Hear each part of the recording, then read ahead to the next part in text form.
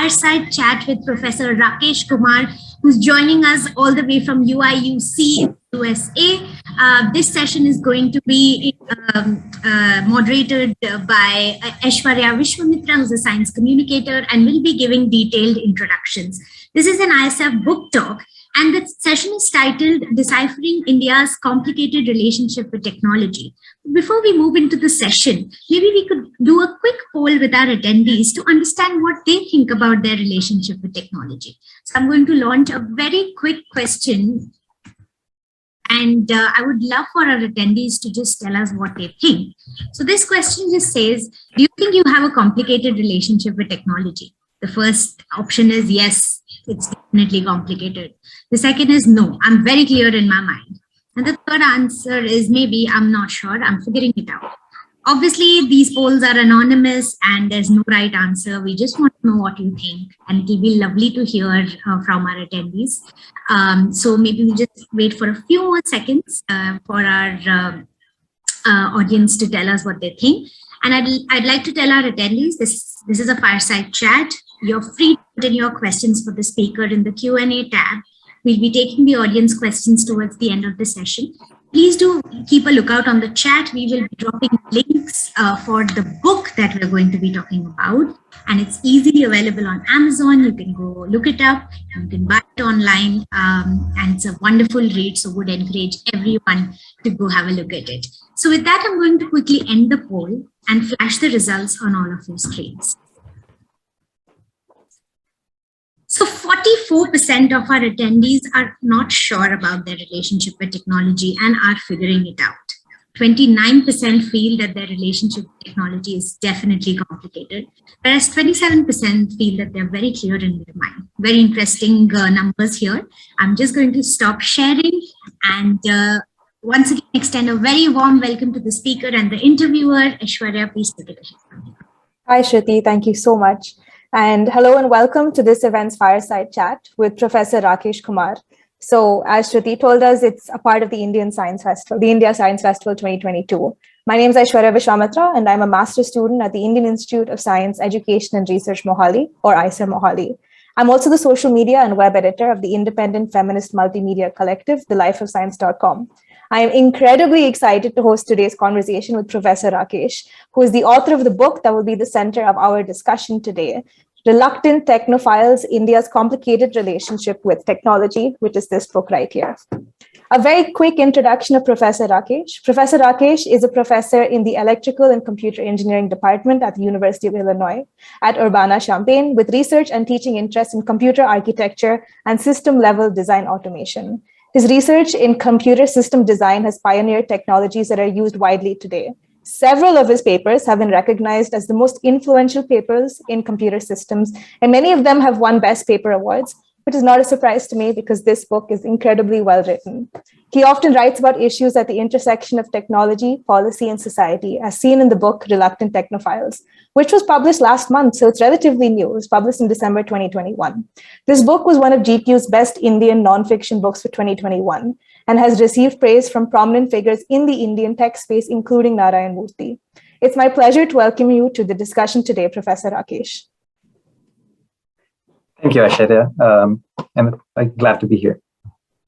So I will kick our discussion off with a few questions about reluctant technophiles and your journey into understanding the intersection of technology, policy, and society, which is something that we all are starting to understand a little bit more and more as the quick poll told us.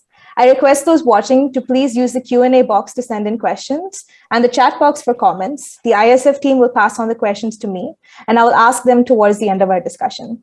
To quickly provide a summary, Reluctant Technophiles, India's Complicated Relationship with Technology, the name of this book, sheds light on what technology can solve and what it can't. In this book, Professor Rakesh takes a critical look at technology's overlap with deep-rooted inequalities, disinformation, and corruption. What motivated you to write Reluctant Technophiles? Thanks again, Aishwarya, for the introduction. Thank you all. So it's clear that technology is a big part of Indian life today. Even panwalas and rickshawalas use internet, cell phone, and Aadhaar card. At the same time, India has interesting and unique attitudes towards technology. These attitudes depend on the unique context that exists in India, its history, its culture, its inequalities, and these attitudes have significant real-world ramifications. So all of this leads one to ask, how do technology and society impact each other? And that's what got me curious about thinking broadly about the interaction between technology, policy, and society. Another motivation just stemmed from my day job as a computer engineering professor. I routinely find myself evaluating different current and emerging technologies, their trade-offs, how they can impact society. However, these exercises tend to be inherently optimistic.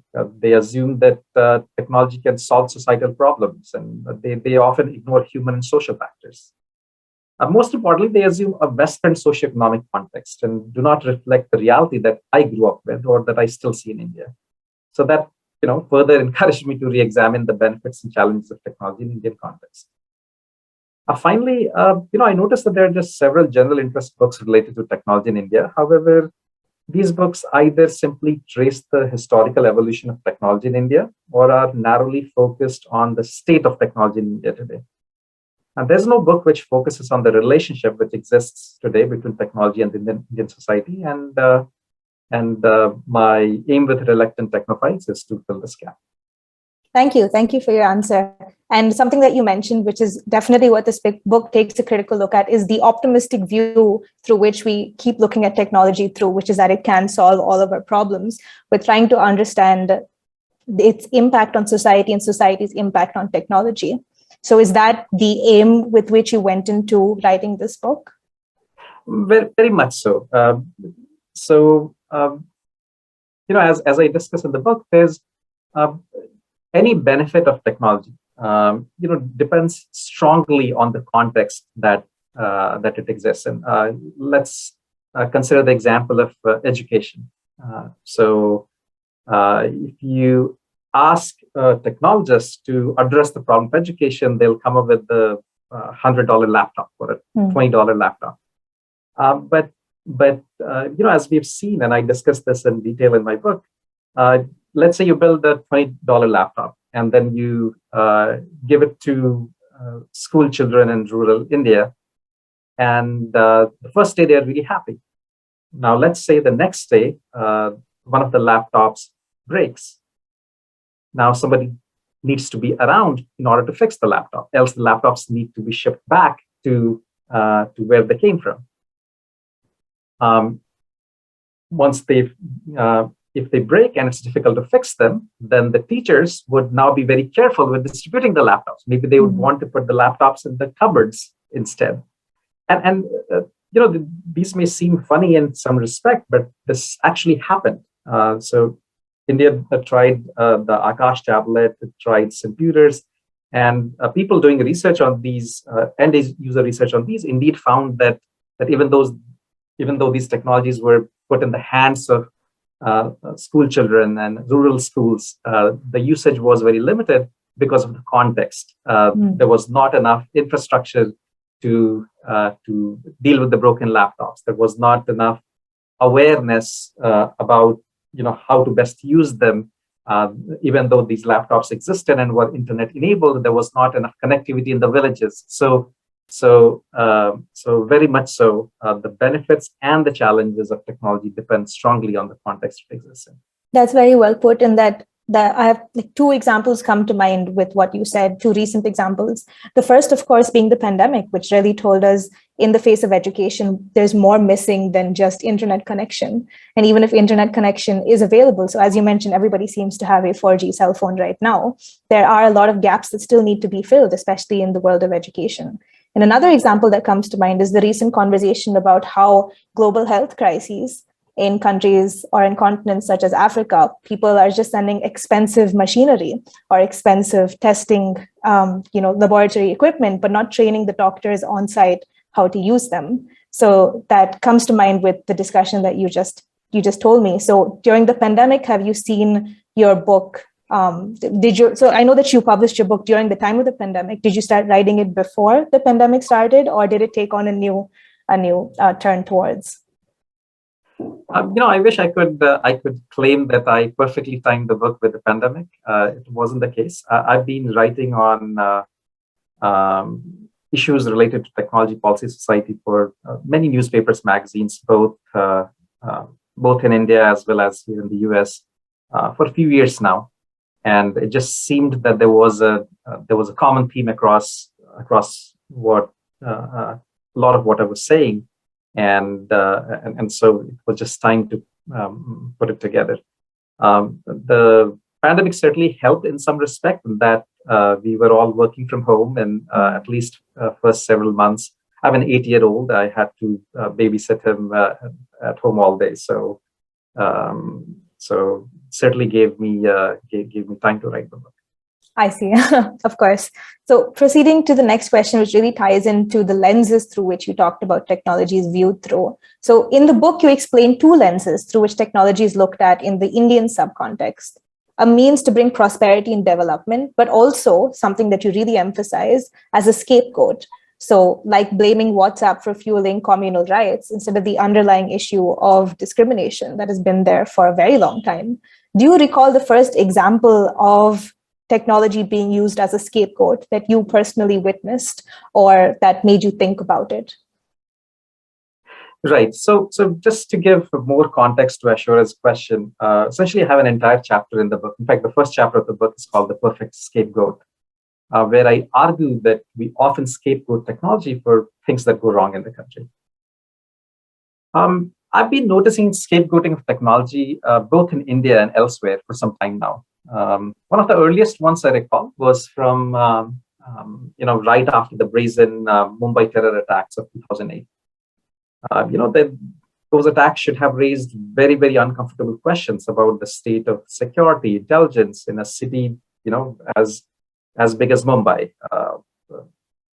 But instead of asking a lot of those questions, we blamed BlackBerry and its end-to-end encryption for the attacks. For those of you who are far too young to know what BlackBerry is, they used to be phones built by this company called RIM.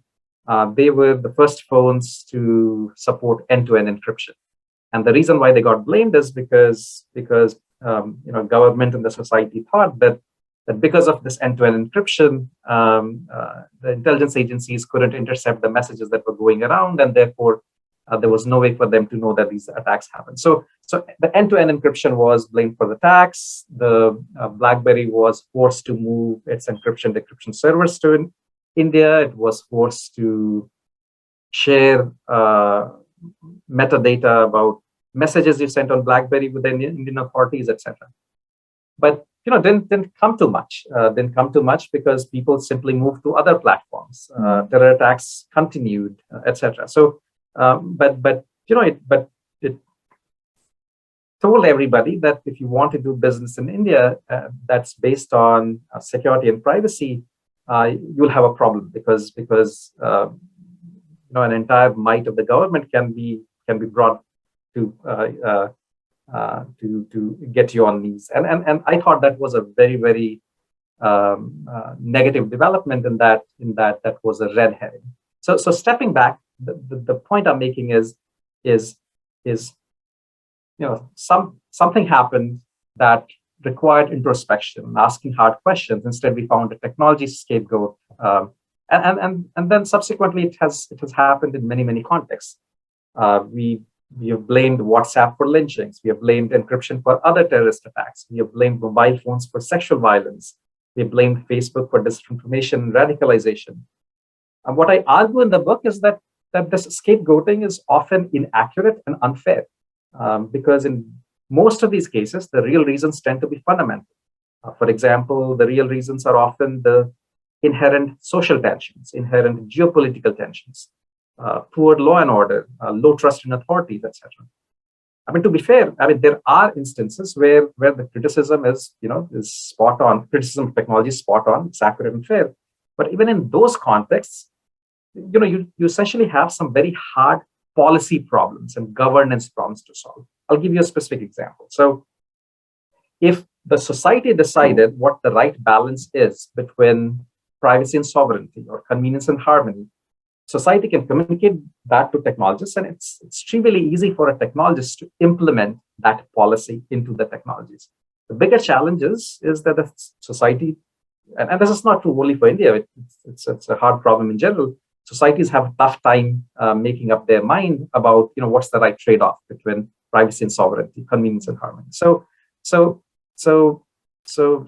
essentially, I think a lot of times the scapegoating is inaccurate and unfair. And even when it's accurate and fair, really there are hard societal policy governance problems to solve. And this is the reason why technology is such a frequent target, I think, is because I think there are a few reasons. One, I think, has to do with our history. I think we, because of our sort of socialist past, we have a deep distrust of industry, and inequality makes it just politically expedient to vilify industry. Similarly, technology industry is a soft target because the industry environment in India is highly regulated. So it's difficult to for technology industry to defend itself against these accusations because there could be repercussions. But I think the most important reason, and this is the uncomfortable claim I make, is that such targeting allows the political class and the society to create an illusion of progress. So progress at addressing deep-rooted problems without having to confront uncomfortable realities and address the hard questions about political decision-making, intelligence, and society. And I think this will have real-world implications. When you scapegoat technology or technology partners, it discourages investment, discourages innovation and risk-taking, and most importantly, it diverts attention and resources from the actually hard problems. Absolutely. And something that you just touched upon, which was about sorry, completely forgot. It just disappeared from my mind. But it's not just about using technology as a scapegoat, but as you said, in the name of progress, sometimes in something you touched upon quite descriptively in your book, is about rewriting the technological past as well, where you have international forums and scientific organizations speaking about different parts of Indian history, where, for example, saying that the Mahabharata has examples of the first intro, IVF, and rewriting India's technological past in a way of seeming like we have made a lot more progress than it's actually true. Do you think this also stems from that same need to portray India as a technological hotspot? So this, in general, this trend of sort of pseudoscience and exaggerations, I think this is really a result of some increasingly visible contradictions. So by most measures, India has had a glorious technological past. Not a lot of people know, we invented sugar, metallurgy. India's had a glorious technological past. But I think by many measures, our present is very checkered.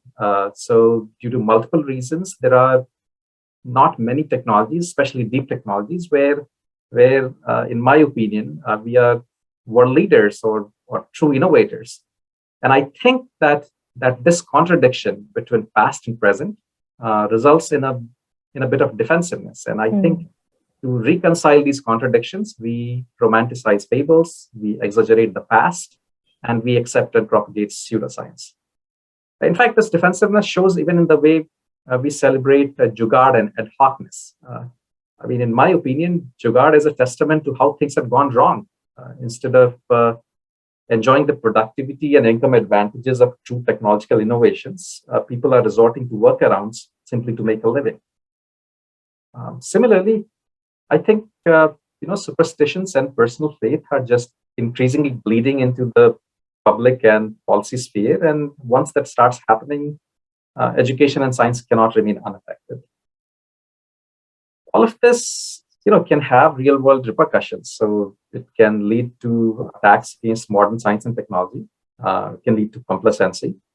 It has impact on policy, and these kinds of impact sometimes can be dangerous and often wasteful. And most importantly, it deters introspection and true innovation and progress. Very true. And something else that you brought up in your previous answer was how we have a distrust of authority, which also bleeds into how we treat technology. And a very interesting part in your book, which it opened my eyes in many different ways, but this was one, was where you said that WhatsApp is often blamed for eliciting communal riots or communal tension. And not just that, when misinformation is propagated, for example, saying that these people are in your neighborhood, you should watch out for them, and people take it into their own hands to go out and to incite communal violence instead of trusting the authorities to be the one to do that, or the ones to keep neighborhoods safe. This distrust in authority, do you see this improving as time passes, or is this something that you've just seen increasing with more and more forms of technology?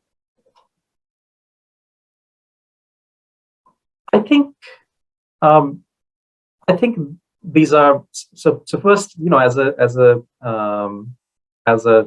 technologist, I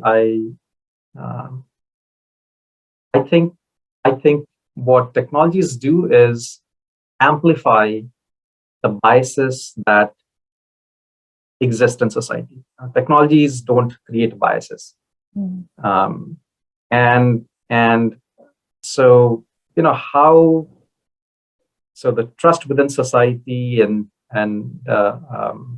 how that evolves, I think, is a complex sort of problem, and one shouldn't be looking at technologies in order to address those essentially hard social problems. Or in fact, let me broaden this out a bit. In general, I think we should guard against technological utopianism. Many believe that technology cures all ills, especially in policy circles. We routinely attempt to address social, cultural, economic, and political problems using technology. The reality is that technology often does not more than make a dent when it comes to literacy, corruption, inequity, etc. And the reason is that the effectiveness of technology is often blunted by socioeconomic ground realities. Also, these realities may not change simply with application of technology. Very true. Deep-rooted societal problems such as inequality or patriarchy, sexism, corruption, they also determine who has access to technology and therefore who can benefit from the opportunities any such access enables. Correct. A focus on solving problems with technology also actually warps how we think about problems. So to a technologist, everything seems like a problem of waste and inefficiency. But this shoehorning just prevents a holistic examination of the nature and magnitude of the target problem. So again, I'll say that this utopianism has real world implications because it diverts attention and resources from potentially more effective, meaningful solutions. Yes, and that really leads into my next question. So you say in your book, it is certainly easier to blame smartphones and the internet for crimes against women than to address deep-rooted prejudices against women in the society. We often find that everything and everyone is blamed instead of the one committing the act of violence. However, gendered violence certainly predates internet usage, as you say in your book, and has continued since. Do you think that that technology can be a part of the solution, not necessarily the solution itself, perhaps through social media spreading the word of consent? Or will technology continue to be the scapegoat in this because it's just something that's easier to do? Thank you for such a great question. I think that I do think that technology has a positive role to play. Using technology to teach about consent and healthy relationships would be useful. Use of technology for reducing friction to education, resources, and opportunities may reduce the power imbalance that is often behind gendered violence. Using technology to analyze data can help create targeted interventions. That may be helpful. using technology to make online spaces safe and providing greater control over data privacy. That may be helpful. Using data analytics to detect and prevent trafficking could be useful. Technology can also provide online platforms to help with healing, justice, and social change. Also, just removing gender bias in AI algorithms may be useful. In fact, just last night I was reading this news article on how Siri and Alexa they're all females, and how researchers have discovered the ways they respond to certain commands. So there is so much gender bias there. First, they all being subservient females. Second, the kinds of responses that have been programmed in. I was just shocked at when you say certain things. So clearly there are, as we interact more and more with technology, the interface, I think there is an opportunity for designing interfaces that directly or indirectly teaches people about consent and healthy relationships and detecting, avoiding gender biases, and all of that may have a role to play. I will say, however, that again, technology is only a component in the solution chain. We should really avoid technology-based solutions to hard problems, and this one is a hard problem. My limited understanding of this problem is that a big reason is the power imbalance, and that's a fundamental societal problem, and that needs more than technology-based solution to address. Very true, very true. So the next question is something that has become very important to me. So I'm a student at ISR Mohali. And in your book, you speak about the institutionalization of pseudoscience, and you did touch upon it in our discussion earlier. And you give examples of IISc's Conference on Astrology and the DBT, CSIR, and IIT Delhi collaboration to study Panchagavya. And of course, during the pandemic, we have seen pseudoscience flying everywhere. So as a science student at an ISR, I presume that academicians would be able to distinguish between pseudoscience and science, or at the very least, not conduct research on it, like what's being done with respect to Panchagavya or cows becoming a part of syllabuses. I do, however, understand the decreasing funding and increased surveillance on scientific research in India. My question is, why do you think pseudoscience has begun featuring in science? And what are the repercussions of this trend?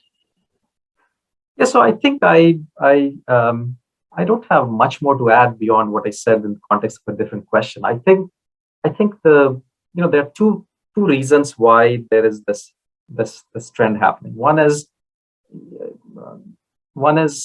that disconnect, right? Where when you have some ethno-nationalism, where understandably people want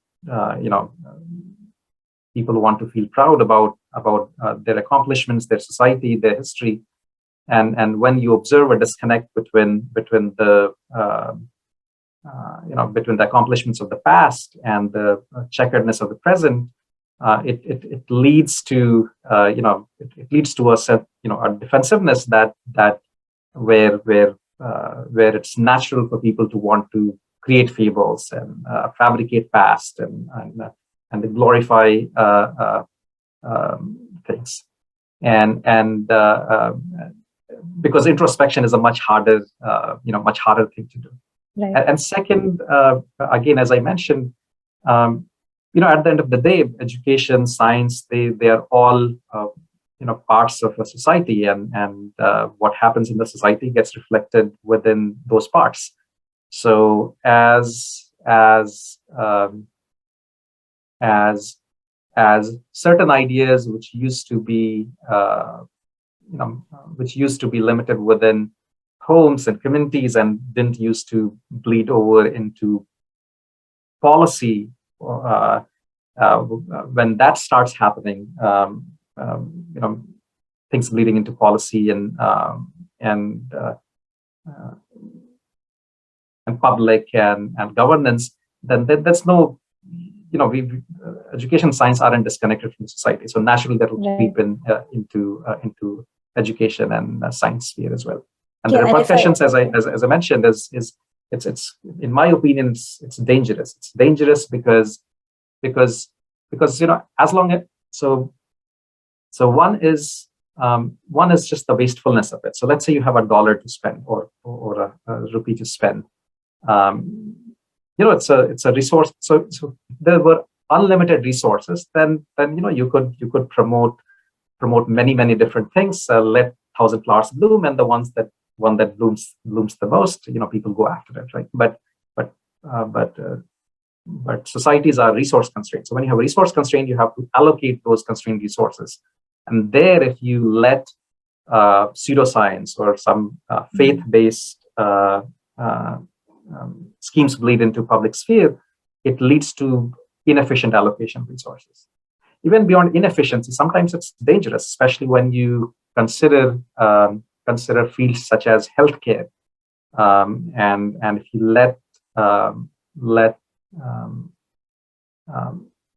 if you make decisions that are not evidence-based, that could have literally dangerous repercussions. So I think we all need to be very, very careful with, and we should try to protect the education and science spheres from anything that's not evidence-based. Yes, and as a science student, where I often feel like we're completely disconnected from the societal implications of science, or how they both play into each other, just in the kind of syllabus that we have. And of course, the kind of subjects that we're taught. When we're taught microbiology, we aren't taught about microbiology's the practical role of it in society, or vice versa. And I'm fortunate in the sense that my institute, ISR Mohali, has a very strong humanities department. So we have courses like Science and Society. In your experience, have you seen these courses becoming more and more important and or featuring in more and more institutes? So even though I'm personally interested in interaction between technology, policy, and science, I think we shouldn't. I think that awareness is important, but at the same time, I have a very idealistic view of idealistic, or you could even say naive view of research and researchers. I think that especially the basic researchers shouldn't be burdened with societal issues other than the ethical issues that their research may raise. They should work on the problems that they find the most interesting, or where they think they can contribute the most. In fact, they shouldn't even be burdened with the question of how useful or practical their research is. On the other hand, if you are an applied researcher, then you should look carefully and critically at the potential impact of your work. However, even for them, their problem selection should be guided first and foremost by their interest in the problem and whether they can make an impact.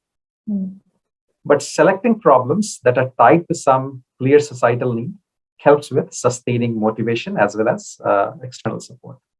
Now, I know I didn't answer your question directly, but the reason I started this way is that we all have a limited sort of cognitive bandwidth, and the question is, when it comes to protecting science from, let's say, something that's not evidence-based, or when it comes to making the right allocations, or when it comes to there is a question to be asked: should all of this be done at the responsibility of the researchers, or should it be done at the responsibility of the science administrators, education administrators, maybe policymakers, maybe people in the government? And that's where my bias is towards having these issues be dealt at the level of administration and above, because I think our students and our researchers, I think they should really aim to promote advanced science and have the administration and the policymakers and the governance ensure that the infrastructure exists where true science or true technology is being promoted and undue or nefarious or malicious um, interactions are avoided and the researchers are protected from them. Right, and that really leads into what almost your entire last chapter is about, which is that the government really needs to focus on facilitation along, not just with funding.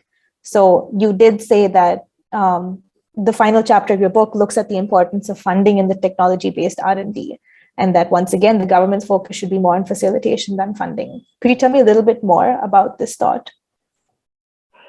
Yeah, so I do think that the focus of government should be more on facilitation as opposed to direct funding, because I believe that government R&D funding has had limited effectiveness in Indian context in terms of directly promoting economy stimulating technology innovation.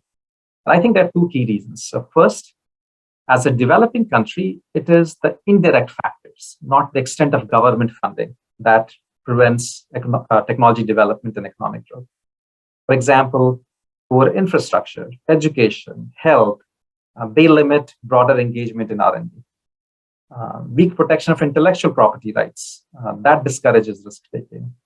Researchers and innovators cannot be trained, mentored, and supported at scale due to sort of nascent and limited innovation ecosystems. That limits R&D. So can you do more research using government funding? Of course. But when you look at the big picture, I think the biggest limitations in my mind are not government funding, but rather these indirect factors that are very basic.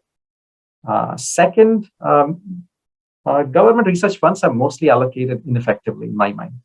Countries, including India, they increasingly allocate their research funds to applied science and technology rather than funding basic research. The underlying assumption is that applied research could lead to technologies which could then be commercialized, spurring economic activity, which in turn would both justify the funding and benefit the nation. The problem with this big assumption is that there is little evidence, in India or anywhere else in the world, that a government can predict what technology will be commercially successful. So this focus on applied research, I think, is misguided. In my opinion, the government should primarily focus on funding basic research, since government funding can sustain only government funding can sustain such research. Private enterprise won't have appetite for funding basic research. Second, the government should consider funding a select number of moonshots or prestige projects. Such projects enhance pride and national identity. Yes. If applied research must be funded, then government should consider specifying only desired research outcomes, not approaches. This will allow market forces to determine the best approach. Also, since it's mostly winners who take all, one goal for R&D funding should be to focus on a small number of areas instead of dispersing resources widely. So in general, the reason I say that government's focus should be more on facilitation than funding is that markers for health, education, and infrastructure, they need to be improved for improved R&D. Entrepreneurship needs to be encouraged and taught as a skill for improved R&D. Intellectual property rights, which are fairly weak in India, they need to be strengthened for improved R&D. And finally, the private sector needs to be incentivized to take risks and invest more into R&D. I mean, I don't know if you know that only a third of overall research investment in India is private. But if you look at countries such as US, so in US, 2/3 of R&D investment is private. And in China, a lot of people think of China as, government is funding everything. In China, the private sector accounts for almost 9/10 of the overall R&D investment. So I really do think that government should focus on some of these indirect factors, and I think that may be the most effective way of using the resources that we have.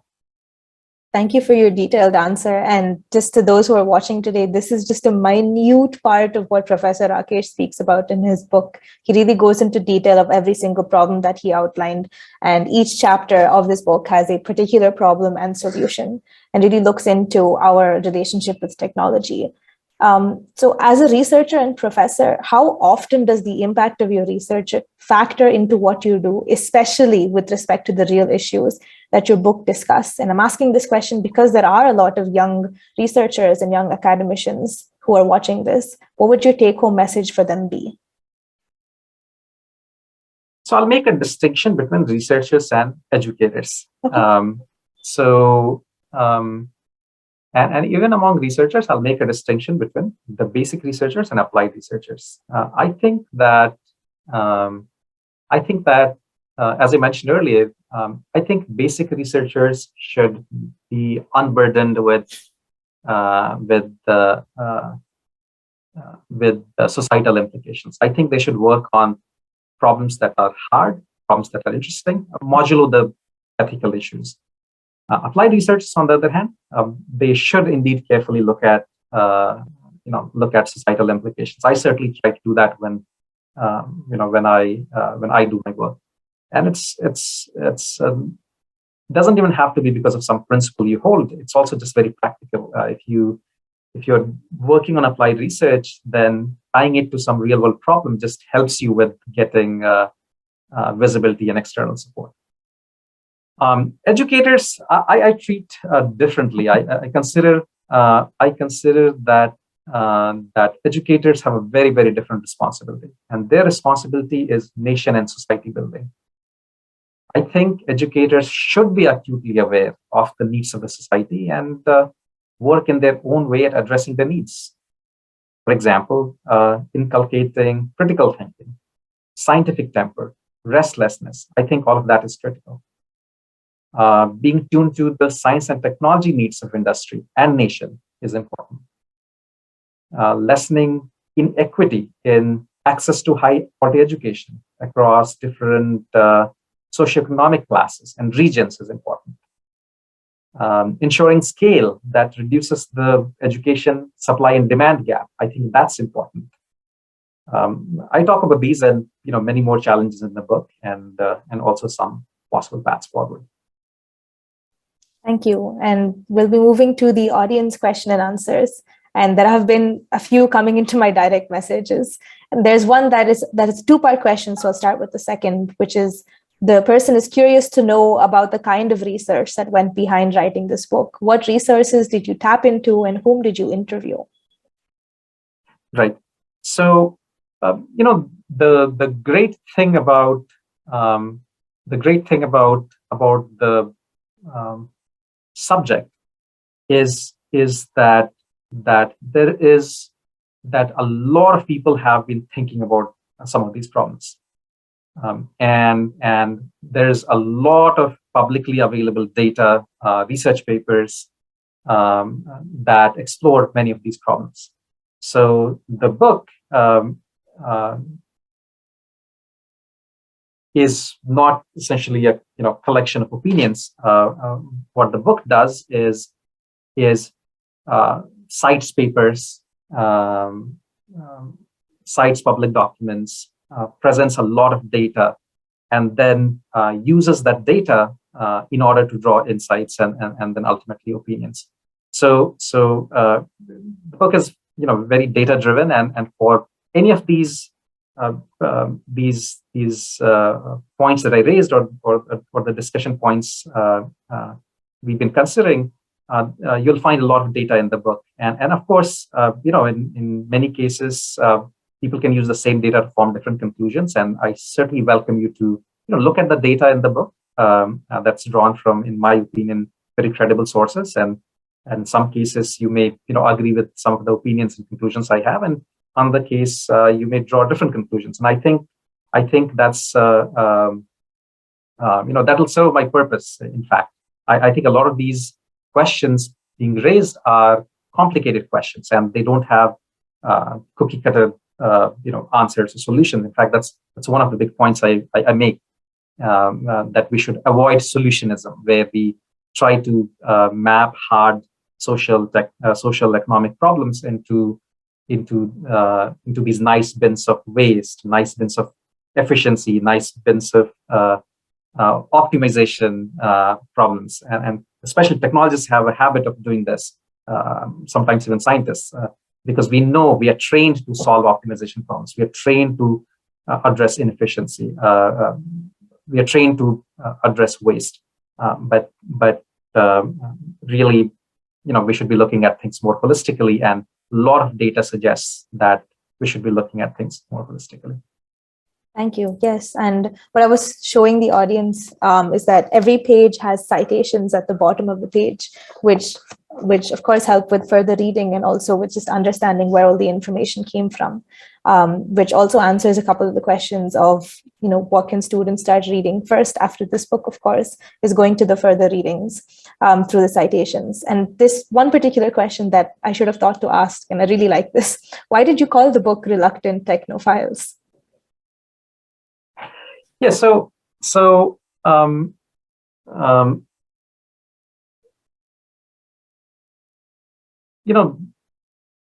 when I step back and think about the different issues being discussed, one thing that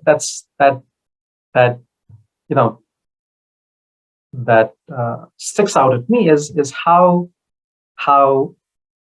at one end there's this very interesting paradox that we have. At one end, we are just heavily into technology, right? I mean, I was in India 2 weeks back, and every billboard is about some product that in some sense is priding itself on some new technology. We are heavy users, right? I mean, just look at the mobile phone penetration. Just look at how we are using technology-based solutions or platforms for nearly everything, especially when it comes to policy and governance. So clearly, we are technophiles in that respect. On the other hand, when you look at some of our attitudes towards technology, it's not clear if we love it as much as we say we do, because anytime we have some of these challenges, I mentioned a few examples with disinformation, with gendered violence, with some of the terrorism issues. We just throw technology under the bus. The first thing that happens is somebody will summon some CEO of some tech company and blame them for what happened. Right. Not only that, if you just look at so there's a chapter that I have called the cavalier attitude. When you look at the different policy decisions that we have made over time, technology-related policy decisions, it's not clear that we love technology as much as we do. Because we've consistently made decisions that, in my opinion, stymie the growth of different technologies. I'll give some concrete examples. India is nowhere in robotics. India is nowhere in autonomy. India is nowhere in quantum computing. India is nowhere, in my opinion, in terms of some of the deep technologies that I think will shape the future. And in many cases, it's not because of the scientists or the technologists or researchers. I mean, it's obvious. I don't have to say this. We have brilliant ones, right? Or institutions. We have wonderful ones. But it's because of the policies that have been made over time. So that's why I call the book Reluctant Technophiles, because at some level we are